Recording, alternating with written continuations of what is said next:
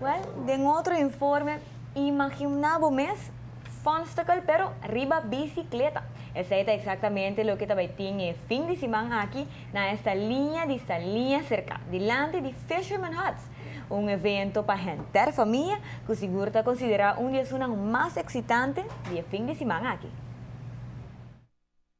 Já sabrá o para subir a bicicleta puntique aventura e ação.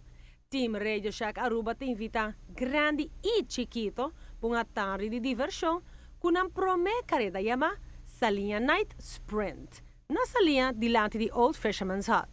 E carreira riba mountain bike ta conta com obstáculo e ta bassa riba um formato de circuito. Riba um track de 1 kilometer culo duna e corredor e mironan algo excitante para experienciar.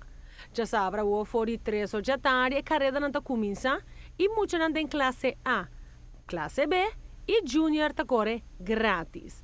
Mientras que gente mulher, gente homem, principiante, intermediante e avançado, ta paga unicamente 15 florins para participar. Purba 2 via e se você qualificar, você passa para a próxima ronda. De hora que você chega, para a ronda final. O circuito te conta com obstáculos não divertido, mientras que para muitos um circuito mais cortico e com obstáculo mais chiquito, lo tá para lá. Garu mountain bike e uniadem. BMXers é aqui uma carreira excitante para abo também.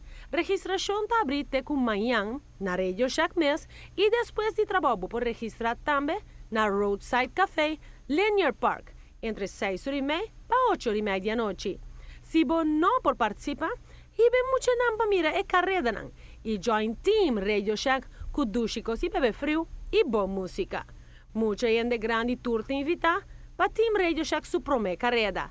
Essa linha Night Sprint já sabrá o de 3h30 dia para 10h da noite. Nessa linha delante de Old Fisherman's Hut. A reportar para a TV, Tessa Peters.